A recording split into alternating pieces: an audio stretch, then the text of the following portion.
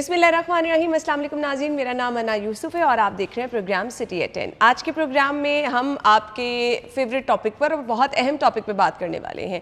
मर्द ख़वातीन आजकल जो ट्रेंड चल रहा है उसको फॉलो करने के चक्कर में हम कुछ ना कुछ ऐसी गलतियाँ भी कर रहे होते हैं। खूबसूरत नज़र आना हर किसी का हक भी है और हर किसी का शौक़ भी है। अब खूबसूरत नज़र आने के लिए हम क्या करते हैं जी, हम सोशल मीडिया के डिफरेंट प्लेटफॉर्म देखते हैं, अपनी आइडियल पर्सनैलिटीज़ को फॉलो करते हैं। फ़लाँ का नाम कैसा है, फ़लाँ ड्रामा एक्ट्रेस जो है उसकी स्किन इतनी ग्लो कर रही है, वो ये कर रही है, वो ये कर रही है। सोशल मीडिया पे डिफरेंट प्रोडक्ट्स ऐसी आ रही होती हैं कि आप ये इस्तेमाल कर लें तो भाई एजिंग वाला इफेक्ट ख़त्म हो जाएगा, आपकी स्किन खूबसूरत हो जाएगी।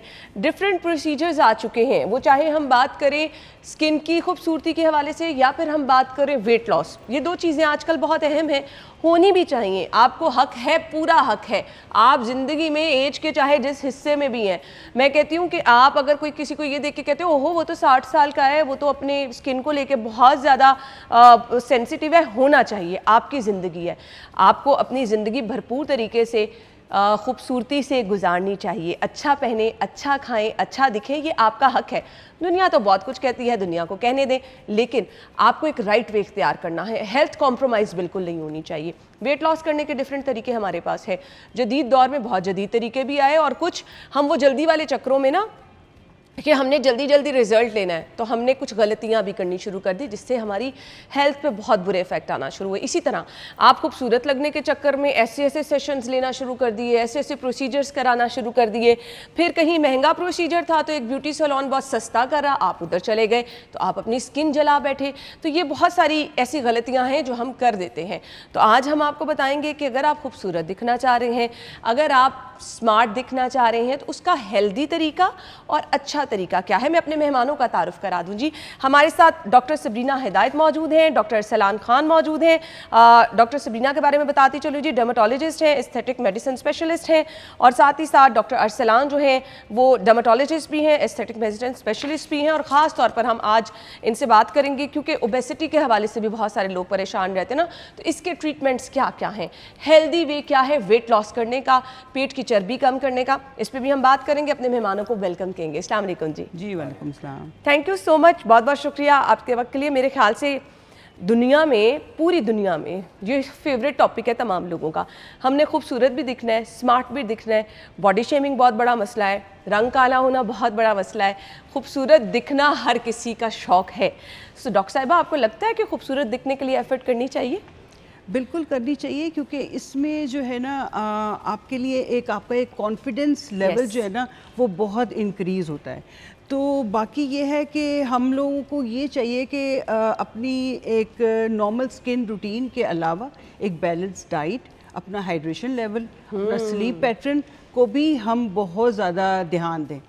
जो बाकी एस्थेटिक प्रोसीजर्स हैं उसमें बेसिक भी हैं, एडवांस भी हैं, तो वो आप किसी भी मतलब जो प्रोफेशनल प्रैक्टिशनर है उससे आप जाके अपनी प्रॉपर जो है ना कंसल्टेशन से आप वो अपने प्रोसीजर्स करवाएं। लेकिन जो एक बेसिक हेल्थ है ना वो बहुत इंपॉर्टेंट है। फिजिकल वेलबींग जो है वो बहुत इंपॉर्टेंट है। वही आपके स्किन के ऊपर, आपके चेहरे के ऊपर, आपकी एक मतलब एक्टिविटीज़ के ऊपर ना बहुत इम्पैक्ट करती है। ज़ाहिर बात है, अगर अंदर से आप परेशान होंगे, आपके 100 टेंशनें चल रही होंगी जो आजकल लोगों के साथ हो रहा है, आपकी स्लीप अच्छी नहीं होगी, आपकी डाइट अच्छी नहीं होगी, तो फिर जितना मर्जी आप प्रोसीजर करा लें आपकी स्किन अच्छी नहीं रह सकती। और इसी तरह से हेल्थ इश्यूज़ भी होना शुरू हो जाते हैं। कुछ लोग कहते हैं ना मैं तो इतना खाता नहीं, मैं मोटा होना शुरू हो गया। तो ये भी कहीं ना कहीं एंग्जाइटी, डिप्रेशन से चीज़ें जुड़ी हैं। सो डॉक्टर साहब, हेल्थ इश्यूज इससे भी हो जाते हैं? जी बिल्कुल। पहली चीज़ तो ये कि हमें ये समझना चाहिए है कि मोटापे को अभी तक हम मतलब मोटापा ही लेते हैं, ओबेसिटी। ये नहीं हम समझते कि ये एक अब डिजीज़ में आ गया है, ये क्रॉनिक इलनेस में आ गया अब WHO की डेफिनेशन में। अब अगर जो मोटापा अगर आपको है तो वो एक मेटाबॉलिक सिंड्रोम है जो कि सिर्फ कम खाने या एक्सरसाइज से कम नहीं होता। अब कुछ लोग हैं वो कहते हैं हम खा भी नहीं रहे, हम एक्सरसाइज भी कर रहे हैं, लेकिन हमारा वज़न कम नहीं हो रहा। क्यों कम नहीं हो रहा? क्योंकि इसमें हार्मोन्स भी अब आ गए हैं। अब हार्मोन्स का लेवल वो हम समझते नहीं कि हार्मोनल लेवल को भी ठीक करना है, और हम क्या करते हैं कि खाने को कम किए जाते हैं, वर्जिश जिम जाते हैं। बिल्कुल जिम जाएं, आपके मसल स्ट्रेंथन होंगे, खाना कम करें, आपका वेट कम होना चाहिए, लेकिन अगर आपको मेटाबॉलिक सिंड्रोम है, हार्मोनल इम्बैलेंस है, तो ये दो चीज़ें खाली काम नहीं करेंगी। इसलिए आपने अपने डॉक्टर से ज़रूर रजू करना है, जो कि आपको बताएगा कि हार्मोनल इम्बैलेंस। ये आपने बड़ा अच्छा पॉइंट रेस किया। हम क्या करते हैं जी, फलां मेरी दोस्त ने, फलां सोशल मीडिया इन्फ्लुएंसर ने ये डाइट प्लान फॉलो किया और इतनी देर में, क्योंकि अब ना वो डिफरेंट पूरे दिन की रूटीन अपनी शेयर कर रहे होते हैं ना इन्फ्लुएंसर्स और जितने ये एक्ट्रेस हैं, कि हम पूरे दिन में ये खा रहे हैं, हमारा ब्रेकफास्ट ये है, स्नैक्स टाइम ये है, लंच में हमने ये लिया, तो हमारा इतना वेट लॉस हो गया। अब हम देख के वही पैटर्न फॉलो करते हैं, हमारा फैट कम नहीं हो रहा होता, तो उसमें क्या इशू होता है कि आपको हार्मोनल इम्बैलेंस का इशू होता है। सो फिर आपको किसी अच्छे स्पेशलिस्ट डॉक्टर के पास जाना है और देखना है कि भाई आपकी हिस्ट्री क्या है, आपका इशू क्या है। आप वो करते चले जाएंगे, अपनी जान के साथ जुल्म करते जाएंगे, मोटापा ख़त्म नहीं हो रहा। तो हर किसी की हिस्ट्री डिफरेंट होती है, हर केस को लेके आपका डॉक्टर बता सकता है कि आपके साथ क्या क्या इश्यूज़ चल रहे हैं। तो आपको सबसे पहले उस हिस्ट्री की तरफ जाना है, उन इश्यूज़ की तरफ जाना है, उसके बाद एक प्रॉपर डाइट प्लान या जो भी आप करना चाह रहे हैं वो आपको फॉलो करना है। डॉक्टर साहिबा, कुछ लोगों की स्किन हम देखते हैं, रश करते हैं, यार बेबी स्किन है, इतनी खूबसूरत, ना कोई पिंपल, माशाल्लाह आपकी स्किन भी बहुत खूबसूरत है। सो इतने चमकदार स्किन होती है, तो क्या वो नेचुरल होती है कि उसके लिए आपको फिर एफर्ट भी करनी पड़ी होती है? जी डेफिनेटली एफ़र्ट तो करनी पड़ी होती है, कुछ लोगों की जेनेटिक भी होती है, लेकिन ये है कि एफ़र्ट आपको करनी पड़ती है। यंग एज में तो इतनी नहीं, लेकिन जब आप 30 क्रॉस करते हैं ना, तो आपको बेसिक प्रोसीजर्स जो है ना वो ज़रूर अपनी लाइफ में करने चाहिए। बेशक आप बेसिक करें, एडवांस करें, लेकिन ज़रूर करें, क्योंकि ना उससे ये कि आपकी जो एजिंग है ना वो प्रोसेस स्लो हो जाता है। जी हाँ जी, सही। सो इसके लिए अच्छा, बहुत एक्सट्रीम भी कुछ लोग होते हैं, मतलब जिस एज में ज़रूरत भी नहीं ना, उस समय भी आप जाके स्टार्ट कर देते हैं। अब तो 20s के बाद बच्चों में ये एक ना डिप्रेशन सा हो गया कि मेरी एज ज़्यादा ना लगने लग जाए। यहाँ पे हमारे पर 16-15 में की गर्ल्स आ रही हैं, वो कह रही हैं हमारे यहाँ पे एक लाइन पड़ गई, रिंकल्स पड़े हैं, हमें आप बोटॉक्स करें। उनको हर चीज़ का पता है। हाँ जी, तो हम उनको फिर इस तरह से काउंसल करते हैं कि उनको बेसिक जो है ना, हम उनको बताते हैं कि आप किस तरह से बेसिक जो एस्थेटिक प्रोसीजर्स हैं हम उनको उस तरफ लेके आते हैं। जी सही। सो क्या रिकमेंड करना चाहेंगी, किस एज से आपको इन प्रोसीजर्स की तरफ जाना चाहिए आफ्टर 30s? हालांकि ये पर्सन टू पर्सन डिपेंड करता है, कुछ लोगों को तो 40s में जाके भी वो वाले सिम्टम्स नहीं आते हैं ना, तो किस एज से रिकमेंडेशन है आपकी? मेरा जहाँ तक ख्याल है कि ना 25 अबव जो है ना, उनको फिर इस चीज़ की तरफ आ जाना चाहिए, क्योंकि अगर कि आप अपनी पहले से ही प्रोटेक्शन करेंगे ना, तो आपके वो जो हम रिंकल्स हैं ना, वो हम जो स्टैटिक रिंकल्स को ना हम मतलब ओवरकम कर लेंगे। हम उनको डायनेमिक रिंकल्स के ही फॉर्म में जो हम ना अपने बोटॉक्स फिलर्स वगैरह करवा लेंगे तो बेहतर हो जाएगा, वरना वो जो एक परमानेंट लाइंस आ जाएंगी ना, उसका फिर यह है कि वो फिलर्स और इस टाइप की चीज़ों से ही ठीक होगी। तो हम उनको इस तरह से ना उनको थोड़ा गाइड कर देते हैं। लेकिन कुछ लोग हैं जो कि हमने देखा है कि 25 अभी उन्होंने क्रॉस नहीं किया होता है, लेकिन उनके फोरहेड पे लाइंस हैं, उनकी नेक लाइंस है, उनका अगर ड्रास्टिक वेट लॉस है, फिर हम उनको हेल्प करते हैं, फिर हम उनको स्टार्ट कर देते हैं वो चीज़ें। जी, जब बोटॉक्स फिलर्स और थ्रेड्स की तरफ हम पर्सन टू पर्सन आजकल तो बल्कि बायोस्टिमुलेटरी फिलर्स आ गए हैं, तो वो बहुत अच्छे हैं, वो कोलेजन की स्टिमुलेशन हो जाती है, तो वो बहुत अब उस तरफ ट्रेंड्स जा रहा है। सही। हाँ जी डॉक्टर साहिबा, कोरियन ग्लास स्किन हर कोई चाह रहा होता है ना कि मेरी स्किन चमकदार हो, खूबसूरत हो, कुछ गाइडलाइन आपसे चाहिए होगी कि खूबसूरत स्किन के लिए आपको करना क्या क्या है, तमाम लोगों के लिए मशवरा होगा ये? जी, अब ये है कि वो जो मैंने पहले बात आपको की थी कि ना वो आपकी इंटरनल जो हेल्थ है ना वो बहुत ज़्यादा मैटर करती है। अपनी डाइट और अपनी मेंटल वेलबींग का भी आपने ख्याल रखना है, क्योंकि आपका स्ट्रेस लेवल को भी कंट्रोल करना है, आपका कोर्टिसोल भी आपके कंट्रोल में है। उसके बाद फिर आपने जो कोरियन ग्लास स्किन है उसके लिए फिर यही है कि आप डिफरेंट प्रोसीजर्स पे जाते हैं। जैसे हम अगर बेसिक प्रोसीजर की बात करें ना, तो हम hydrofacial, chemical peels, micro needling with RF, हमारे एक्सोसोम्स हो गए, हमारे स्टेम सेल्स, बहुत ज़्यादा प्रोसीजर्स हैं। हम डिफरेंट उनको ऑप्शंस देते हैं, उनकी पर्सनलाइज्ड ट्रीटमेंट हम प्लान करते हैं, उनकी स्किन को देख के और फिर हम प्लान करते हैं, क्योंकि अगर उनकी कोई और प्रॉब्लम नहीं है तो फिर हम और ट्रीटमेंट करेंगे। अगर उनकी बेसिक कोई प्रॉब्लम चल रही है, पिगमेंटेशन है, स्कार्स हैं, ऐसी कोई चीज़ें हैं, तो हम पहले उसको ट्रीट करेंगे। ठीक है। तो वो स्टेप बाय स्टेप आप Step by Korean step glass होता स्किन को अचीव कर ही लेते हैं। बिल्कुल ऐसे ही है। डॉक्टर असलान, लोग ना अक्सर मैं ख़वातीन को देखती हूँ कि बड़ी परेशान रहती हैं, फेस पे बहुत ज़्यादा फैट होता है, डबल चिन होती है। अब उस पे आपका बाकी बॉडी स्ट्रक्चर नॉर्मल है, बट आपके डबल चिन है, फेस, ये चीक्स आपकी बोन्स ऊपर की तरफ है, वो बहुत ज़्यादा हेल्दी फेस आपका लग रहा होता है। इसके लिए कोई प्रोसीजर बताइएगा हमें। जी देखें, पहली चीज़ तो ये कि जैसे आपने कहा कि बॉडी फैट नॉर्मल है लेकिन डबल चिन आ रही है, तो हमें ये सोचना है कि इसमें जेनेटिक फैक्टर्स बहुत ज़्यादा होते हैं। फिर एजिंग के साथ स्किन सैगिंग भी होती है। वो सैगिंग भी ऐसा फील करवाती है आपको, हालांकि वो फैट नहीं होता, वो सैग स्किन होती है जो कि आपको फील करा रही होती है कि आपकी डबल चिन आ गई है। उसके बाद कितनी दफ़ा आपका ऐसी जॉब होती है आपकी कि आपको पॉस्चर रिलेटेड भी, हाँ, पॉस्चर से भी आपकी डबल चिन और फैट एक्यूमुलेशन हो जाती है। और कितनी दफ़ा आप मुझे पॉस्चर वो बता दें ताकि तमाम ख़वातीन ध्यान से सुन लें कि इस तरह तो बिल्कुल नहीं बैठना। कौन सा ऐसा पॉस्चर है? जो हमारा ये रात को हम फ़ोन पकड़ के सारी रात जब हम रील्स देख रहे हैं तो हम लेटे होते हैं और हमने गर्दन को अपने नीचे किया होता है, तो उससे भी आपकी स्किन सैगिंग कितना बड़ा खतरा है। अच्छा, अब मोबाइल फ़ोन रील्स देखना हर किसी का ये मेरे ख्याल से फेवरेट मशगल है। आप रात को ऐसे लेट के, तो ये आपकी डबल चिन कॉज कर सकते हैं। ओहो हो, स्किन आपकी उस तरफ की तरफ ढलकना शुरू हो जाती है। तो इसमें तो खैर फिर जो पॉस्चर रिलेटेड और एजिंग के साथ आ रही है, उसमें तो हमें स्किन टाइटनिंग प्रोसीजर्स की तरफ जाना होता है। उसमें हमारे पास काफ़ी RF माइक्रो नीडलिंग है। उसके बाद हमारे पास हाईफू, आपने नाम सुना होगा, हाई इंटेंसिटी फोकस अल्ट्रासाउंड होता है, वो है।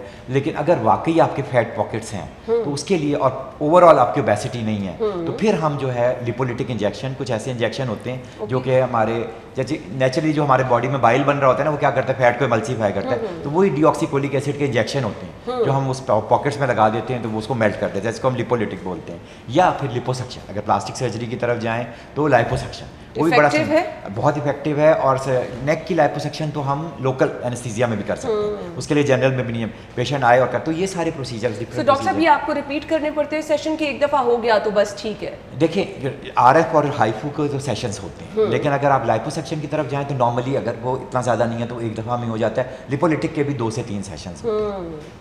ठीक हो गया जी। तो ये अब आसान है, अब नो साइड इफेक्ट के साथ ये है? नो साइड, क्योंकि हम परेशान होते हैं ना, मुझे तो नीडल से इतना खौफ आ रहा होता है, कुछ ऐसा कुछ करा। साइड इफेक्ट से फिर वही बात है कि अगर आप अपने हेल्थ केयर प्रोफेशनल से करा रहे हैं, अभी आपने बात किया, अब आप सैलून्स में जाएं और वहाँ लिपोलिटिक करा लें, ठीक है, ये तो हो रहे हैं सैलून्स में, ऑनेस्टली स्पीकिंग। देखिए, क्योंकि अगर ये भी मेरा एरिया है ना, तो ये इतना डेंजरस एरिया है कि यहाँ मेरी नर्व्स भी हैं, मेरी वेसल्स भी हैं, वो नर्व्स भी हैं जो मेरी आवाज़ को कंट्रोल करती हैं। अगर वो, मुझे नीडल की डेप्थ का पता होना चाहिए कितने, और मुझे ये भी पता होना चाहिए कि ये एक हमारी बोन होती है हायर्ड बोन, कि उससे नीचे नहीं जाना। तो वो तो एक प्रोफेशनल डॉक्टर ही कर सकता है ना। तो अगर आप किसी अनप्रोफेशनल के पास गई तो आपको साइड इफेक्ट आएंगे, फिर तो साइड इफेक्ट आएंगे ही आएंगे। बिल्कुल ऐसे ही है। फिर बहुत बड़ा खतरा भी हो सकता है, खतरा क्या हो सकता है, आपकी आवाज़ खत्म हो सकती है। बिल्कुल, अगर आप किसी नीम हकीम के हत्थे चढ़ गए। इसलिए ये प्रोसीजर ज़रूर कराएं, लेकिन डॉक्टर का इंतखाब। सोशल मीडिया का दौर है, आपको एक क्लिक पे तमाम डिटेल्स मिल जाती हैं कि डॉक्टर जिनके पास आप जा रहे हैं, आप उनकी एजुकेशन, उनके एक्सपीरियंस के बारे में जान सकते हैं।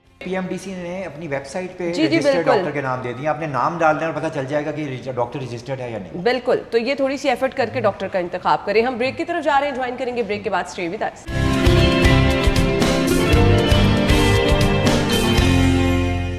Welcome back once again. हम गुफ्तगू का सिलसिला आगे बढ़ाएंगे, और अक्सर मेरे प्रोग्राम्स में आप लोग मेरा ये सवाल बहुत ज़्यादा फ्रीक्वेंटली देखते होंगे कि मैं रिपीट करती हूँ।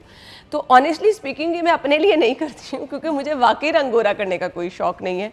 मतलब लोग मेरे सोशल मीडिया प्लेटफॉर्म पे, इंस्टाग्राम पे, हमारे जो सिटी 42 का सोशल मीडिया प्लेटफॉर्म है जिस पे हम ये अपने तमाम प्रोग्राम की डिटेल्स शेयर करते हैं, रील्स शेयर करते हैं, चंक्स शेयर करते हैं, वहाँ पे तो आते ही आते हैं हमें कमेंट्स। बट मेरे अपने सोशल मीडिया पे, मेरे फेसबुक पे, इंस्टाग्राम पे, इवन व्हाट्सएप पे जब लोग देखते हैं ना कितने ज़बरदस्त माहिरीन डॉक्टर्स हमारे साथ मौजूद हैं, तो डॉक्टर साहिबा एक आम सवाल जो हर दूसरा बंदा मेरे से पूछ रहा होता है, रंग गोरा करने का तरीका। तो रंग गोरा करने के लिए क्या करना है वो भी बता दें। देखिए, रंग गोरा करने के लिए आजकल ना बहुत ज़्यादा इंजेक्शंस आए हुए हैं और लोग नॉर्मली कर रहे हैं। इंजेक्शन, ड्रिप्स, खाने वाली दवाइयाँ, खाने वाली चीज़ें, हर चीज़, क्रीम्स आई हुई हैं। जी बिल्कुल, ठीक है ना। लेकिन अब ये है कि आपको बहुत ज़्यादा ना देखना पड़ेगा कि कौन सी चीज़ आपको सूट करती है। आप इतना ज़्यादा ओवर जो है ना वो अपनी डोजेज कर लेते हैं कि वो आपको फ़ायदे के बजाय नुकसान करना शुरू हो जाता है। अगर आप इतने फ्रीक्वेंटली इंजेक्शंस लगाएंगे, ओरल लेंगे, आपकी किडनी और लिवर पे फ़र्क पड़ेगा। तो ये अब लोगों को इतना नहीं पता। कुछ लोगों को इस बात का क्योंकि इतना नहीं पता, वो लोग कहते हैं कि हमने ड्रिप नहीं लगवानी, कहीं किडनी फेलियर ना हो जाए। तो आप अगर किसी रैंडम पर्सन के पास जाके करवाएंगे तो ऑब्वियसली आपको नुकसान हो सकता है। तो आप अपने डॉक्टर से कंसल्ट करें, आप उनसे जाके कहें कि मेरी इस तरह की प्रॉब्लम है। वो आपका लाइफस्टाइल को चेंजेस लेके आएगा। आपका स्किन केयर क्या है, क्या आइदर आप सन प्रोटेक्शन यूज़ कर रहे हैं, आपकी डाइट कैसी है, वो हर चीज़ में ऑल्ट्रेशन लेके आएगा। वो आपको ओरल भी देगा, आपके हिसाब से कस्टमाइज़ करेगा। फ़र्क पड़ता है लोगों को। हमारे पास आए हैं लोग, हम उनको ट्रीट करते हैं, उनके पूरे लाइफस्टाइल चेंजेस लेके आते हैं। हम उनको ओरल भी देते हैं, उनको इंजेक्टेबल्स भी देते हैं, एंटीऑक्सीडेंट्स उनको देते हैं, हर तरह की। आपको पता है आजकल लेटेस्ट चीज़ें इतनी आई हुई हैं, स्टेम सेल्स हैं, एक्सोसोम्स हैं, आईवीज़ हैं।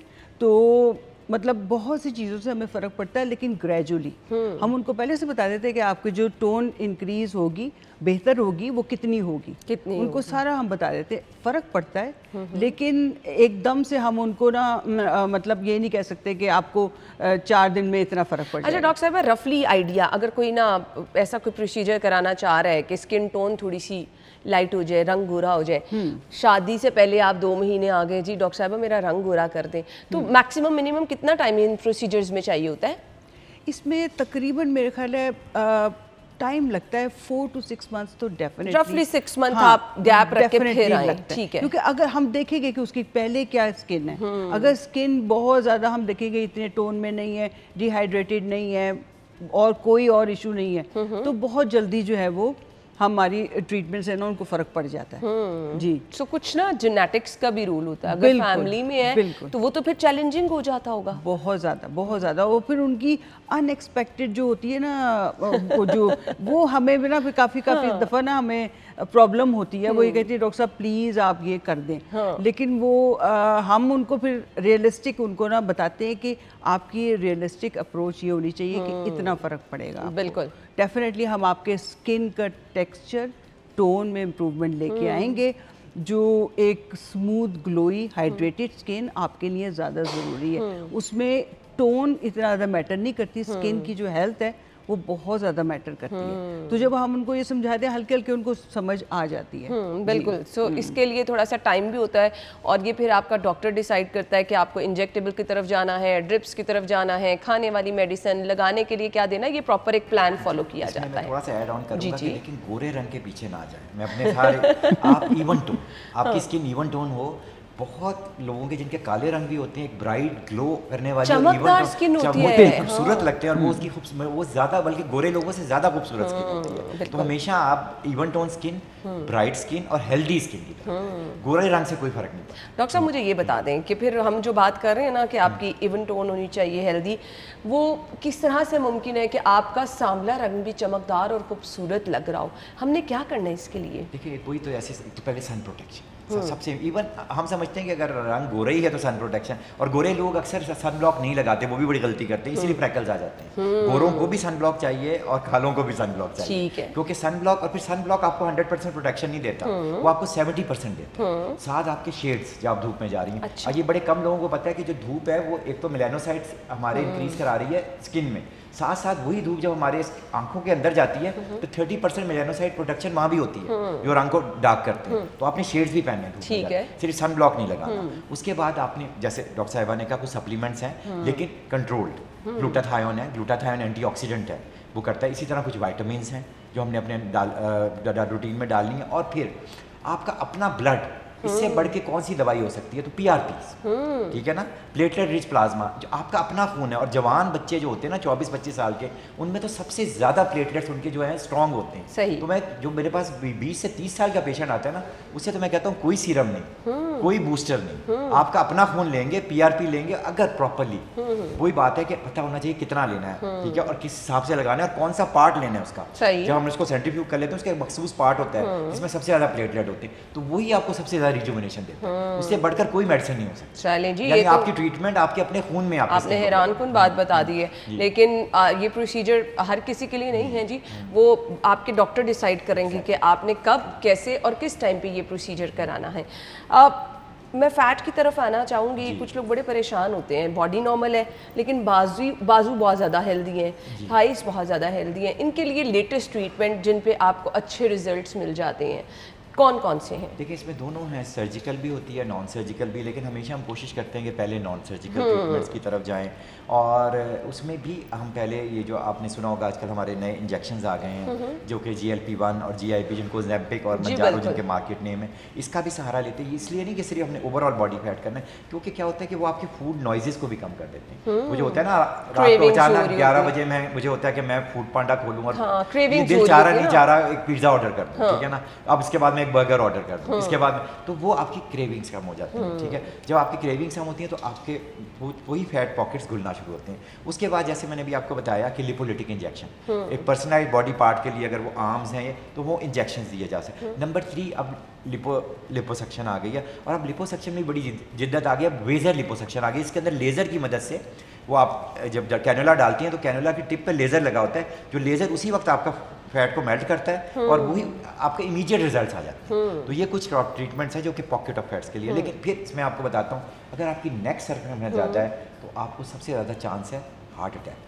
याद रखें, आपकी नेक और आपकी वेस्ट सर्कमफ्रेंस, ये दो ऐसी चीजें हैं कि कुछ लोग ओवरऑल तो पतले हैं लेकिन पेट मोटा है, तो वो ज्यादा डेंजरस है ओवरऑल पतले होने से, क्योंकि वो डिपेंड करता है कि आपको स्ट्रोक भी हो सकता है, आपको हार्ट अटैक भी हो सकता है और आपको डायबिटीज भी हो सकती है। तो उसकी ट्रीटमेंट सबसे, और इसी तरह नेक की सर्कमफ्रेंस, आपको स्लीप एपनिया, सोते में आपकी डेथ हो सकती है हार्ट अटैक से तरफ ले जा सकती है, तो वो सबसे ज्यादा डेंजरस चीज है और उसकी ट्रीटमेंट सबसे इम्पोर्टेंट। चलें जी, इन चीज़ों का आपको ख़ास ख्याल रखना है। डॉक्टर साहबा, मैं आजकल बच्चों में बहुत कॉमनली देख रही हूँ डार्क सर्कल। तो ये डार्क सर्कल होते क्यों हैं और इसका अच्छा सा कोई इलाज भी हमें बता दें।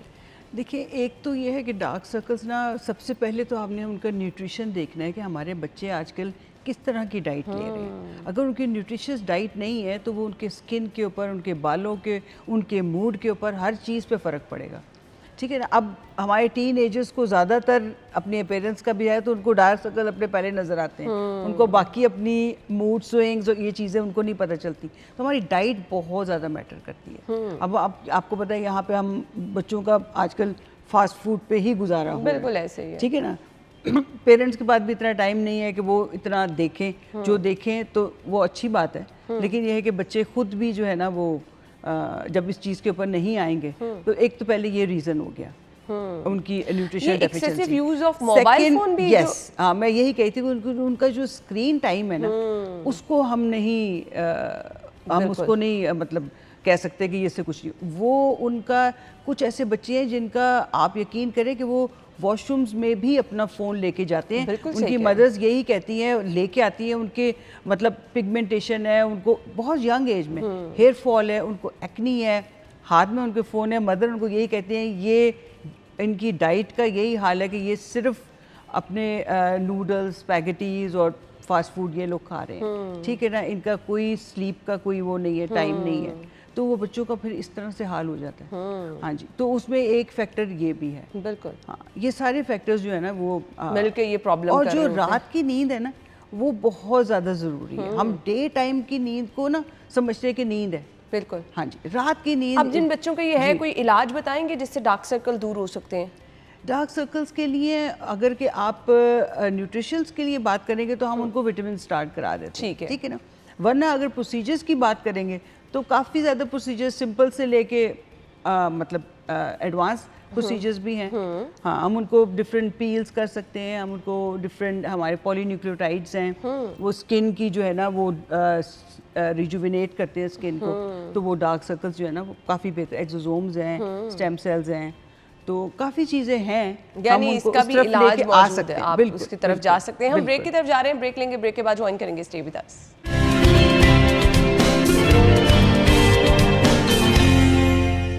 Back once again. हम गुफ्तगू का सिलसिला आगे बढ़ाएंगे बच्चे और बच्चियों में एक और बहुत बड़ा बढ़ता हुआ मसला जो कि हम आम देख रहे हैं, और लोग हमसे क्वेश्चन भी करते हैं कि प्लीज़ आपके शो में अगर कोई स्पेशलिस्ट आएंगे तो आपने इस बारे में ज़रूर बात करनी है। स्किन पे बाल डॉक्टर असलान बहुत ज़्यादा आना शुरू हो गए हैं, इसकी रीज़न और फिर इसका इलाज क्या है? देखिए, बाल इसको हम हर्सुटिज्म बोलते हैं मेडिकल टर्मिनोलॉजी में, और इसका वही हार्मोनल इम्बैलेंस, और बच्चियों में तो आपको होता है PCOS। और यही मैंने आपको बताया कि PCOS जो है, पॉलीसिस्टिक ओवेरियन सिंड्रोम जो है, ये क्या हार्मोनल इम्बैलेंस से होता है, और ओबेसिटी इसका, और यही अभी जैसे डॉक्टर साहिबा ने कहा जंक फूड, और फिर हुई स्लीप डिप्रीवेशन। तो देखिए हर जगह बार बार रह सके ना, जिस चीज़ की बात करें पहली चीज़ आ जाती है आपकी न्यूट्रिशन, आपका जंक फूड, आपकी नींद, ठीक है, आपकी हाइड्रेशन, ये सारी चीज़ें, और ये सारी चीज़ें किस पे इफेक्ट करेंगे? आपके हार्मोन्स। बिल्कुल ऐसे ही। और आप रात का जागना क्या कर रहा है? कॉर्टिसोल को, ठीक है ना। कॉर्टिसोल क्या करता है? आपकी वेस्ट सर्कम, आपकी नेक सर्कम, और आपकी पॉलीसिस्टिक ओवेरियन सिंड्रोम कर रहे हैं। तो जहाँ पे हम इन सारी चीज़ों को कंट्रोल कर लेंगे और आपकी ओबेसिटी मैनेजमेंट करेंगे, तो आपको मैं बताता हूँ कि मैंने तो अपने कितने बच्चों का, जिनके चेहरे पे बाल हैं, सिर्फ उनको ओबेसिटी मैनेजमेंट से, न्यूट्रिशन से, और उनकी स्लीप साइकिल बेहतर करके हमने उनका इलाज किया। हाँ, कहीं पे आपको ज़्यादा डेफिनेटली मेडिकेशन का सहारा लेना पड़ता है। अब वही है कि जैसे अब एस्थेटिक क्लिनिक्स में माएँ लेके जा रही हैं बच्चियों को, हर्सुटिज्म हुआ है, चेहरे पे बाल हैं, और उनकी लेज़र हुई जा रही है, 10-10, 20-20 सेशन हो गए। अब यकीन करें, मेरे पास तो ऐसे भी आते हैं कि जी हमने डॉक्टर साहब हम 2-3 लाख रुपए खर्च कर चुके हैं इनके लेजर्स पे। अब वो लेज़र काम क्या करेगी जब आप उनको इंटरनली ट्रीट नहीं, उनके हार्मोन्स को आप ट्रीट नहीं कर रहे, आप उनके न्यूट्रिशनल फैक्टर्स को ट्रीट नहीं कर रहे, आप उनकी स्लीप पैटर्न को ट्रीट नहीं कर रहे, तो वहाँ लेज़र काम नहीं करती। तो ऐसे लेज़र का, और वो बेचारी, क्योंकि जी बच्ची की शादी होने वाली है, बच्ची 16 साल की है, 17 साल की है, 18 साल की है, डॉक्टर साहब, और उसके ऊपर पैसे खर्च किए जा रहे हैं। तो ये नहीं। अच्छा डॉक्टर साहब, मैंने ना कुछ लोगों को इस तरह से भी कॉन्शियस देखा है कि बिल्कुल हल्के हल्के बाल होते हैं, लेकिन आप बेचैन होते हैं कि भी मेरी स्किन बिल्कुल, तो ये जो बिल्कुल सॉफ्ट से लाइट से बाल होते हैं, क्या आपकी रिकमेंडेशन इन पे लेज़र कराना चाहिए? देखिए, एक तो एक बारीक बालों पे वैसे ही लेज़र्स की मुख्तलिफ टाइप्स होती हैं, लेकिन जो हमारी यहाँ कॉमनली यूज़ लेज़र हो रही है वो डायोड लेज़र होती है, जिसका कि इतना ज़्यादा बारीक बालों पे वैसे ही असर नहीं होता। तो बारीक बालों का मेरा नहीं ख्याल कि इसमें लेज़र का कोई रोल है। इसमें अब कुछ ऐसी हमारी क्रीम्स भी आ गई हैं जो बच्चों को कहते हैं, लेकिन फिर वही बात है कि आपने अगर बारीक बाल भी हैं, आपने शेप की तरफ नहीं जाना, आपने वैक्सिंग की तरफ नहीं जाना। अच्छा, ठीक है, वो उन बारीक बालों को मोटे बालों की तरफ ले कन्वर्ट कर देते हैं। बिल्कुल। तो जो हमारा सबसे बड़ा हम करते हैं ना, वो ये वैक्सिंग और ये जो है शेविंग बारीक बालों के ऊपर, जो कि उसको फिर आप लेज़र की तरफ जाना। बिल्कुल ऐसे ही है, वो ज़्यादा प्रॉब्लम कॉज कर देते हैं। आजकल ब्यूटी सैलून्स में ना फेशियल्स, और घर में लोग स्क्रबिंग कर रहे होते हैं, फिर उसके बाद ब्लीचिंग वगैरह, तो ये हमारी स्किन को डैमेज करते हैं अगर आप फ्रीक्वेंटली ये कराते जा रहे हैं ट्रीटमेंट। देखिए, अगर आप किसी जैसे हम क्लिनिक्स में आप जाते हैं, वहाँ पे आपको पता है कि ये मेडिकेटेड सीरम्स यूज़ कर रहे हैं, ठीक है, वो तो बिल्कुल ठीक है। लेकिन अगर आप सैलून्स में जाएंगे, पार्लर्स में, आपको पता है वहाँ पे पॉलिशर के नाम पे वो क्या कर रहे हैं, स्टीरॉयडल क्रीम्स हैं, और वो लगाते हैं। अच्छा, और वो इतनी वाइट, बिल्कुल वो जो है ना आपका एकदम, और आप जाहिर है वो फैसिनेट होते हैं, आपने वो करवाते जाते हैं, आपको वो एक तरह की एडिक्शन हो जाती है। हमारी फीमेल्स वहीं पे जा जाके अब ये कि वो ठीक होने के बजाय ना उनकी और थिनिंग हो जाती है। तो ये हम उनको कहते हैं, हमारे पास बहुत से ऐसे क्लाइंट्स आते हैं जो कि ये कहते हैं कि हम तो नॉर्मल फेशियल्स करवाते हैं, हमारी स्किन का ये हाल हो गया। तो उनका यही है कि वो इन जगहों से जाके पॉलिशर्स लगवाते हैं, और उनको सेटिस्फेक्शन होती है, उनको ग्लो आ जाता है टेम्प्रेरी, और उसके बाद जो है ना उनकी स्किन जो है वो इस तरह से ख़राब होती रहती है। तो आप करें, घर पे भी करें। आपकी अगर किट है, अच्छी किट है, तो आप क्लेंजिंग करें, एक्सफोलिएट करें। एक्सफोलिएट वीक में 2 दफ़ा से ज़्यादा ना करें। आपको पता होना चाहिए, ये नहीं कि रोज़ लेके बैठ के आप स्क्रब जो है ना वो मलते रहे। ये आपको पता होना चाहिए कि आपका स्किन केयर में क्या क्या चीज़ें हैं। तो अगर आपने हाइड्रा फेशियल करवाना है, या आपने कोई भी और फेशियल करवाना है, मंथ में 1 दफ़ा इज़ मोर देन एनफ। वो आपके स्किन को क्लेंस करेगा, एक्सफोलिएट करेंगे, अच्छी जगह से कराएं, वो प्रॉपर सीरम्स यूज़ करेंगे, हाइड्रेट करेंगे आपकी स्किन को, तो मंथ में एक दफ़ा अच्छा hydrofacial is more than enough. चलें जी, ये तो अगर आप कराना चाह रहे हैं तो एक दफ़ा डॉक्टर साहिबा कह रही हैं कि वो आपके लिए इनफ होता है। डॉक्टर साहब, अक्सर लोग ना सोए हुए उठे, इंटरव्यू के लिए जाना है, दफ्तर जाना है, हमारे फेस पे अगर फैट है भी नहीं ना, एक्स्ट्रा स्वेलिंग हो जाती है, आइज़ स्वेल होके ऊपर गिरी हुई लगती हैं, आपके लिप्स बहुत ज़्यादा स्वेलिंग, नाक अच्छा खासा सूजा होता है, कुछ लोगों के साथ ये इशू चल रहा होता है।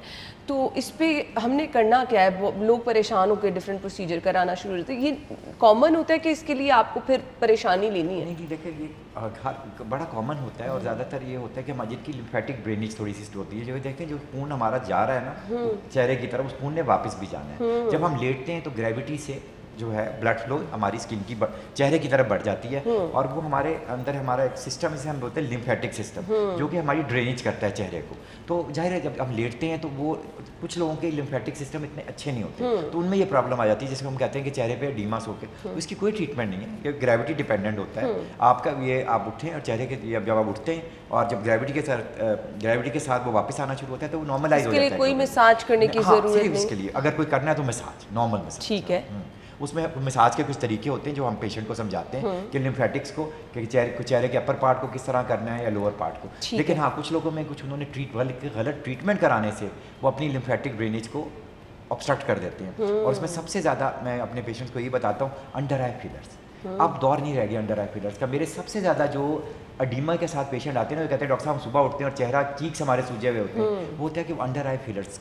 अंडर आई फिलर अब बायोस्टिमुलेटर्स ने और पॉलीन्यूक्लियोटाइड ने उनका रोल ले लिया, क्योंकि अंडर आई हमारा एरिया ऐसा है जहाँ सबसे ज़्यादा हमारे सेंसिटिव है, स्किन सेंसिटिव, और लिम्फेटिक ड्रेनेज जो है ना वहाँ सबसे स्लो है। तो क्या होता है, जब फिलर करते हैं वो लिम्फेटिक्स को दबा देते हैं और वहाँ पे उनको एडीमा आना शुरू हो जाता है। तो अब यही वही बात आ जाएगी, प्रॉपर आप अपने प्रैक्टिशनर जो कि क्वालिफाइड है, अगर उससे मशवरा लेकर चीज़ें करवाएं। होता है अंडर आई फिलर, ये नहीं मैं कह रहा कि नहीं करवाना, लेकिन उसका तरीका होता है कि कहाँ करवाना है और कितनी डेप्थ में करवाना है, तो वो ये चीज़ें मसला है। ठीक हो गया। डॉक्टर साहिबा, कुछ लोगों को ना रंग नॉर्मल होता है, बट नकल्स यहाँ पर ये अच्छे खासे काले होते हैं। इसी तरह पाँव के डिफरेंट आपके पार्ट्स होते हैं, वहाँ पर अच्छे खासे काले काले निशान पड़े होते हैं, या कुछ जूता आपने ख़राब पहन लिया, अच्छा नहीं था, उससे आपके पाँव पे निशान पड़ जाते हैं। कुछ लोगों के तो परमानेंट ये नकल्स काले होते हैं। इसके लिए क्या करना है? इसके लिए ये है कि जैसे हम अपने फेस का ख्याल रखते हैं ना, अपने बाकी बॉडी पार्ट्स का भी उसी तरीके से ख्याल रखना है, जो कि हम नॉर्मली नहीं करते। ठीक है ना, आपके हैंड्स और आपके जो पाँव हैं वो ज़ाहिर है सन का एक्सपोजर भी हो रहा है, हम उसको उस तरह से क्लेंस नहीं करते, हम उसको उस तरह से एक्सफोलिएट नहीं करते, डेड स्किन हमारी रहती है, ठीक है, और मॉइस्चराइज नहीं उस तरह से करते जिस तरह से हम फेस का ख्याल रखते हैं। तो अगर आप जिस तरह अपने फेस का ख्याल रखते हैं ना, इसी तरह अपने हाथों का और पैरों का ख्याल रखेंगे ना, उसको क्लेंस करेंगे, एक्सफोलिएट करेंगे, मॉइस्चराइज करेंगे, सन प्रोटेक्शन करेंगे, तो वो उस तरह से डैमेज नहीं होगी, क्योंकि ये हार्ड स्किन हो जाती है अगर आप प्रॉपरली उसको एक्सफोलिएट ना करें। डेड स्किन जो है वो फेस की तो आप करते रह रहे हैं स्क्रबिंग, आप उन्होंने हैंड्स को इग्नोर नहीं करना, तो वो डेड स्किन जो है वो फिर ज़्यादा प्रोन हो जाती है पिगमेंटेशन के लिए, और सन प्रोटेक्शन भी कोई नहीं कर रहा, तो इस वजह से ये हो जाता है। लेकिन इसकी ट्रीटमेंट्स हैं, हाँ हमारे पास इसकी ट्रीटमेंट्स हैं, हम डिफरेंट पील्स हैं, हमारे कार्बन फेशियल्स हैं, मतलब इस टाइप की ट्रीटमेंट्स हैं हमारे पास काफ़ी, जिससे का काफ़ी इंप्रूवमेंट है। बाकी उनको टॉपिकल्स भी हम क्रीम्स देते हैं, तो इंप्रूवमेंट हो जाती है। सही। हाँ, लेकिन अगर आप पहले से उसका केयर करें तो ज़्यादा बेहतर है। ये याद रखना चाहिए कि हमारे चेहरे के साथ साथ हमारे हाथ भी एज कर रहे हैं, और हाथ की स्किन में हमारा कोलेजन और फैट जब जाता है तो रिंकल्स ज़्यादा जल्दी पड़ते हैं। तो मैं हमेशा, मेरे तो जो पेशेंट आते हैं मैं होलिस्टिकली उनको कहता हूँ पूरा प्रॉपर, हमने सिर्फ आपकी फेस एजिंग को नहीं, हमने आपके हैंड की हैंड एजिंग जो है वो ज़्यादा बुरी लगती है, और लोग समझते हैं कि शायद हम सिर्फ चेहरे से जवान लगने लगेंगे। आपको पता है आजकल तो आपकी एज लोग आपके हाथों से देखते हैं, हाथों से पता चल जाता है कि इसकी एज क्या है। तो इस वक्त मैं तो सबसे ज़्यादा अपने पेशेंट्स को यही कहता हूँ कि सबसे पहले आपके हैंड एजिंग, आपने हैंड एजिंग की तरफ जाओ। इसमें बड़े अच्छे प्रोसीजर्स आजकल, ये बायोस्टिमुलेटर जिसका मैंने नाम लिया ना, PLLA बायोस्टिमुलेटर्स आ गए, जो कि बड़ी अच्छी कोलेजन इंडक्शन और फाइब्रोब्लास्ट एक्टिवेशन के साथ आपके हाथों की एजिंग को कर देते हैं, और फिलर्स भी हैं, और कई और RF मेथड्स हैं जिससे कि हैंड एजिंग को कर सकते हैं। तो hand ageing is a very important factor. सही। अच्छा, कुछ लोग बड़े परेशान होते हैं, एजिंग के जब साइन आना शुरू होते हैं, स्किन ढिलकना शुरू हो जाती है, आपको अच्छा खासा सा फील होना शुरू हो जाता है जब आप मिरर देखते हैं, अच्छा लाइंस आना शुरू हो गई हैं, तो इसके लिए मुझे अच्छा सा कोई प्रोसीजर बता दें जो आप कहें कि रिकमेंडेड है, आप करा सकते बिल्कुल। हैं। देखिए इसीलिए अभी जैसे डॉक्टर साहिबा ने कहा कि 25 से 30 साल की उम्र में ख्याल करना शुरू कर देना चाहिए। आप अपनी स्किन को वहीं पे फ्रीज कर सकते हैं 30 साल की उम्र में। अच्छा। अपनी स्किन को, जिसमें कि वो इस बार FDA अप्रूव भी है, वाहिद प्रोसीजर वो है बॉटॉक्स, जो कि हमारे यहाँ लोग एकदम डर जाते हैं कि ओहो बॉटॉक्स करा लें। बॉटॉक्स कोई ऐसी चीज़ नहीं है। अब आप इस वक्त अगर आप डाटा उठाएं ना, तो पाकिस्तान में एस्थेटिक में सबसे ज़्यादा जो प्रोसीजर हो रहा है वो हो रहा है हाइड्रा फेशियल, जो कि एक टेम्परेरी प्रोसीजर है, टेम्परेरी आपको देता है। जबकि अगर आप यूरोपियन कंट्रीज़ और अमेरिका में चले जाए ना, तो जो इस वक्त सबसे ज़्यादा प्रोसीजर हो रहा है बॉटॉक्स, क्योंकि उनको एजुकेट किया हुआ है, उनको पता है कि this is the only FDA approved anti ageing treatment, जो कि आपकी एज को अगर आप 30 साल से बॉटॉक्स कराएंगे ना, तो आपकी स्किन वहीं पर रुक जाएगी।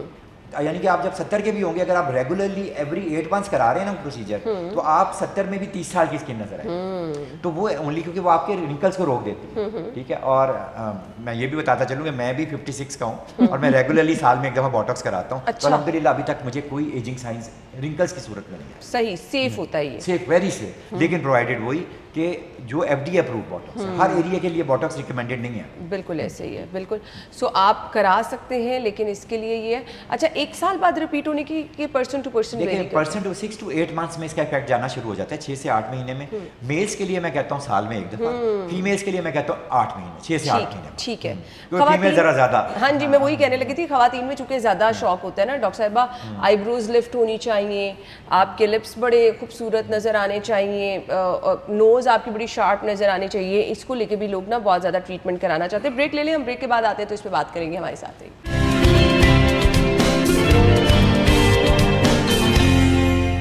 Welcome back once again. So हर कोई चाहता है कि मेरा नाक जो है बड़ा तीखा नज़र आए, होंठ बड़े खूबसूरत नज़र आए। तो डॉक्टर साहिबा इसके लिए क्या क्या ट्रीटमेंट है?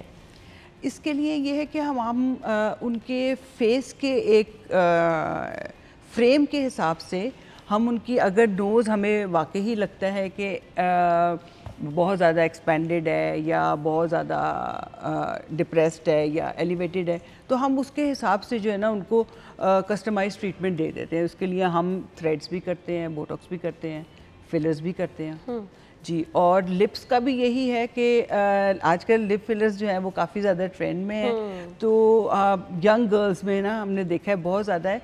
तो हम उनको उनके हिसाब से, उनके फेस के हिसाब से बस इतना उनको करते हैं कि वो ब्यूटीफाई कर देते हैं उनको। जो ओवर फिल्ड फिलर्स होते हैं उसकी वजह से लोग डर जाते हैं, वो कहते हैं लिप फिलर नहीं कराने या ये नहीं कराना, मतलब इस तरह से ना कि वो बुरे लगेंगे। तो आप अगर किसी सही प्रैक्टिशनर के पास जाके उनसे कंसल्टेशन करें, उनको बताएं कि मुझे ऐसे ऐसे चाहिए, और वो फिर आपको जो है वो तरीके से आपको वो लगाएंगे, ओवरफिल्ड नहीं करेंगे। तो वो उनको पता है कि वो किस तरह से आपको ब्यूटीफाई करेंगे। तो वो ट्रेंड है, अच्छा है, उसको फॉलो करें, लेकिन ये कि वो एक लिमिट में रह के आपको, आपने ओवल फिल्ड चीज़ जो है ना वो ये ज़रूरी नहीं है कि वो मतलब ब्यूटीफुल हो, आपके फीचर्स ही बिल्कुल आउट हो जाए, चेंज हो जाए, क्योंकि एस्थेटिक का मतलब ये है कि आपको ब्यूटीफाई करना। हाँ, अगर ये कि ओवर फिल्ड कर देंगे, चीक फिलर्स, लिप फिलर्स, तो आप मतलब सोशल मीडिया ट्रेंड को फॉलो करेंगे, उसके हमने ऐसे देखे थे तो हम भी ये करा लें, वो आपके फेस को सूट नहीं करेंगे तो आप ना कराएं। बिल्कुल आपको चीक फिलर्स नहीं चाहिए। हाँ, टर्म बोलते हैं प्रोफाइलोप्लास्टी। हर पेशेंट की ना एक प्रोफाइल बनानी होती है। अब मेरा जो पेशेंट अगर आता है ना, तो मैं रात को कंप्यूटर पे उसके स्केचेस बनाना शुरू कर देता हूं। अच्छा। और फिर साइड की प्रोफाइलोप्लास्टी ना, नाक आपने देखे, नाक के साथ अगर आप लाइन ड्रॉ करें और वो लाइन आपके होंठ को टच करती हुई चिन को जा रही है, इसका मतलब आपकी चिन भी थोड़ी पीछे है, तो आपने उसको थोड़ा आगे लेके जाना है। तो फिर आप जब वो प्रोफाइल ड्रॉ कर लेते हैं ना, फिर आप उसको बताते हैं कि लेस इज मोर, बेटा थोड़ा डालना है, वही काफ़ी होगा। हमने एक सटल लुक देनी है, एक नेचुरल लुक देनी है, लेकिन अगर आपको ज़रूरत है तो। लेकिन उसके अंदर भी ये 3 चीज़ें डॉक्टर साहिबा ने बताया, थ्रेड्स भी, फिलर्स भी, बॉटॉक्स भी, ये तीनों काम आते हैं। इनको कॉम्बिनेशन में ये हमारा काम है, हमें पता है क्या चीज़ कहाँ लगानी है और इसको प्रोफाइल को इम्प्रूव करना। अब कुछ लोग कहते हैं कि वो जो हम कॉन्टोरिंग वगैरह कराते हैं, फेस बड़ा शार्प सा पतला दिखना चाहिए, तो वो क्या हम प्रोसीजर से भी परमानेंटली करा सकते बिल्कुल जी, हैं? प्रोसीजर से, बल्कि मेरा तो जो स्पेशलिटी है वही मेल फेस कंटूरिंग है। अच्छा। अब मेल और फीमेल फेस ओवल होता है, मेल फेस स्क्वायर होता है।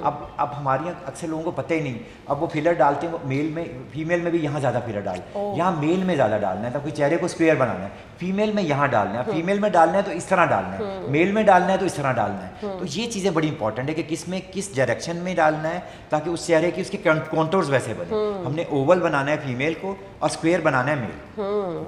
सही। सो ये प्रोसीजर जब आपने कराने होते हैं तो डॉक्टर साहब मुझे टाइम इसका बताइएगा, क्योंकि हम अक्सर ना थोड़ा जल्दबाज होते हैं, कोई इवेंट, कोई फैमिली का ऐसा फंक्शन आया तो हमसे थोड़ा सा पहले जा रहे होते हैं, तो मैक्सिमम मिनिमम कितना टाइम आपने मार्जिन रख के इस तरह के ट्रीटमेंट कराने हैं? देखिए, इवन जब ये ट्रीटमेंट आप करते हैं ना, तो इसका रिजल्ट ही आपको 2 महीने में नजर आता है, 6 to 8 वीक्स में। अच्छा। ठीक है, तो इसलिए 2 महीने फौरी से तौर पे नहीं आता? कभी भी नहीं आता। अच्छा। फिलर जो है उसने पानी को एब्जॉर्ब करना होता है बॉडी से, और 2 वीक्स में नजर आना शुरू होता है और 6 वीक्स में एविडेंट होता है। बल्कि मेरे तो कितने पेशेंट जब 2 महीने बाद आते हैं ना, मैं कहता हूँ अब आपका पता चल रहा है कि आपकी जॉ लाइन बनी हुई है। तो आप ये याद रखें कि ये नजर ही आने ना इनके प्रोसीजर। इसी तरह बॉटॉक्स का इफेक्ट 2 हफ्ते बाद नजर आता है, जब आप बॉटॉक्स लगा लेते हैं, रिंकल्स 2 हफ्ते बाद जाते हैं। और इसी तरह थ्रेड्स है, थ्रेड्स तो 6 हफ्ते से लेके 6 महीने तक आपकी कोलेजन इंडक्शन करते हैं, तो थ्रेड्स के इफेक्ट 6 महीने। तो इसलिए मैं आइडियली कहता हूँ कि कम से कम 4 से 6 महीने का। सही। अच्छा, कुछ लोगों की स्किन पे ना नापसंदीदा मोल्स, तिल, और वो इतने डार्क रेड कलर में भी होते हैं, ब्लैक कलर में भी होते हैं, और वो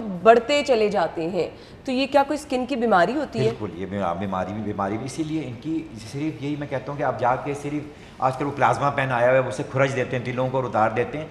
आप इसकी देखें, कुछ ऐसे तिल होते हैं जो कैंसर में कन्वर्ट हो सकते हैं, इनको मेलानोमा बोलते हैं, मेलिग्नेंट मेलानोमा बोलते हैं। तो उनको निकालना होता है, उनकी पंच बायोप्सी करनी होती है और उनकी बायोप्सी करानी होती है, उनको चेक भी करना होता है। तो इसलिए प्लीज़ किसी भी जगह जाके बस सिंपली अपने तिल को रिमूव ना करा लें, क्योंकि हम डॉक्टर हैं जो देख के बताएंगे कि ये क्या डेंजरस वाला तिल है या ये बिनाइन है, नॉन डेंजरस है, और उसके बाद हम फैसला करेंगे इसको सिंपली रिमूव कर देना या रिमूव करने के बाद इसकी बायोप्सी भी करानी। तो ये डॉक्टर डिसाइड कर सकते हैं खुद से, अपने मोल्स को या तिल्स को आप ना छेड़ें, वो प्रॉपर डॉक्टर के पास जाकर उसका इलाज कराएं। डॉक्टर साहब, मुझे क्योंकि अब वाइंड अप की तरफ जाना है, ड्राई स्किन है, ऑयली स्किन है, हर किसी को जो एक स्किन केयर पूरे दिन में फॉलो करनी है, वो बता दें कि आपके पूरे डे की स्किन केयर क्या होनी चाहिए? देखिए, सबसे पहले तो है कि आपने क्लेंस करना है, डबल क्लेंस करना है अपनी स्किन को, और फिर एक अपनी स्किन के हिसाब से आपने मॉइस्चराइज़र सेलेक्ट करना है। ऑयली स्किन है तो ऑयल फ्री मॉइस्चराइज़र है, आपकी ड्राई स्किन है तो आप ऑयली मॉइस्चराइज़र यूज़ करेंगे। उसके बाद जो सन स्क्रीन है ना, that is very very important. अगर आप इनडोर्स भी है ना, ये लाइट्स भी हैं, ये भी आपके जो है ना स्किन को डैमेज कर रही हैं, तो आपने इनडोर्स भी सन स्क्रीन यूज़ करनी है, आउटडोर्स तो ऑब्वियसली करनी है। फिर वही वाली बात, एक अच्छी डाइट, हाइड्रेशन लेवल और स्लीप पैटर्न, और अपने स्ट्रेस लेवल को ना कंट्रोल करें, एक अच्छी एक्सरसाइज करें और अपने लाइफस्टाइल को ना बेहतर करें। जी डॉक्टर साहब, आप क्या सजेस्ट करना चाहेंगे देखने वालों को? मैं जो ओबेसिटी मैनेजमेंट से बात करूंगा तो वही अपने कॉर्टिसोल लेवल्स को बहुत ज़्यादा मेंटेन करें। प्लीज़ दिमाग में रखें, अगर आपका बॉडी वेट नहीं कंट्रोल हो रहा तो ये एक मेटाबॉलिक सिंड्रोम है। आपने अपने हार्मोनल लेवल्स को कंट्रोल करना है। आप ज़रूर अपने डॉक्टर से रिव्यू करें। और इस वक्त बाज़ार में वाकई एक मेडिकल ड्रग्स अवेलेबल हैं जिनको हम बोलते हैं GLP-1 और GIP, जो कि मार्केट नेम मैं नहीं लेना चाहूँगा, ओज़ेम्पिक और मंजारो के नाम से हैं, लेकिन हम इन्हें बोलेंगे GLP-1 और GIP मेडिसिन, जो कि वाकई मेडिकल ड्रग्स हैं। ये सिर्फ आपके मोटापे को कम नहीं करेंगी, ये आपकी शुगर को रिवर्स कर देती हैं, ये आपके ब्लड प्रेशर को नीचे ले आती हैं, ये आपके फैटी लिवर को रिवर्स कर देती हैं, ये आपके PCOS का ट्रीटमेंट है, ये आपके कई हार्मोनल डिजीज़ का ट्रीटमेंट है, और ये आपको मेटाबॉलिक सिंड्रोम में जाने से बचाती हैं। जब अगर एक दफ़ा मेटाबॉलिक सिंड्रोम में चले गए तो आप हार्ट डिजीज़ की तरफ भी जाएंगे, आप स्ट्रोक की तरफ भी जाएंगे, आप डायबिटीज़ की तरफ भी जाएंगे। तो सिर्फ इनके साइड इफ़ेक्ट क्या हैं? मामूली सा नौजिया और कभी कभी बॉडी पेन। उस नौजिया और बॉडी पेन से ना डरें, ये सोचें कि आप 3 बीमारियों से बच रहे हैं, और 3 मूजी बीमारियों से बच रहे हैं, जो कि हार्ट अटैक है, स्ट्रोक है और डायबिटीज़। तो अब आपने, अगर आपका बॉडी वेट कम नहीं हो रहा तो आपने इन मेडिसिन का ज़रूर सहारा लेना है, लेकिन इस तरह ऑफ द काउंटर जाके आपने फार्मेसी से नहीं खरीदनी, अपने डॉक्टर के। बिल्कुल, डॉक्टर की हिदायत के मुताबिक, क्योंकि आपकी एक मेडिकल हिस्ट्री को देखते हुए आपको डायबिटीज़ है या हाई ब्लड प्रेशर का इशू है या कोई स्टमक से रिलेटेड इशू है, वो तमाम हिस्ट्री लेके आपका डॉक्टर डिसाइड करेगा आपको किस स्टेज पे कितनी डोज की ज़रूरत है। आप अपना वज़न कम करना चाह रहे हैं, उसका भी एक हेल्दी और प्रॉपर तरीका है जिसको आप फॉलो कर सकते हैं, लेकिन प्रॉपर अंडर द गाइडेंस, एक प्रॉपर गाइडेंस आपके साथ होनी चाहिए कि अगर कहीं आपको कोई मसला भी हो रहा है ना, तो आप फौरी तौर पर अपने डॉक्टर से रब्ता कर सकते हैं कि मुझे नौजिया बहुत ज़्यादा हो रहा है, मेरे से कुछ खाया नहीं जा रहा, या मुझे ये इश्यूज़ आ रहे हैं। तो वो एक प्रॉपर गाइडेंस आपके साथ होनी बहुत ज़रूरी है। सेकेंडली, जो हमने स्किन केयर की बात की, रूटीन में आपकी स्किन केयर के साथ साथ आपकी डाइट, हाइड्रेशन, आजकल गर्मी है, आपकी स्किन तभी अच्छी नज़र आएगी जब आप पानी का इस्तेमाल ज़्यादा करेंगे। आप फ्रूट्स लें, अपनी डेली डाइट अच्छी रखें, एंड यस, नींद का बहुत अहम रोल है। वो आपकी बहुत सी प्रॉब्लम्स का हल है। अगर आप प्रॉपर नींद ले रहे हैं, और फिर वो लोग आपको हमेशा परेशान भी नज़र आएंगे, उनकी स्किन भी आपको अच्छी नज़र नहीं आएगी जो कि डिप्रेस रहते हैं, जो बहुत ज़्यादा टेंशन लेते हैं। तो इन तमाम चीज़ों का हल ये है कि आप अपनी हेल्थ पे फोकस करें। हेल्थ अच्छी होगी, गट हेल्थ अच्छी होगी, तो आपके बहुत सारे मसाइल खुद ब खुद हल होना शुरू हो जाएंगे। थैंक यू सो मच, आप लोगों के टाइम का बहुत बहुत शुक्रिया। आप अपना ख्याल रखिए, हमें इजाज़त दीजिए, अल्लाह हाफ़िज़।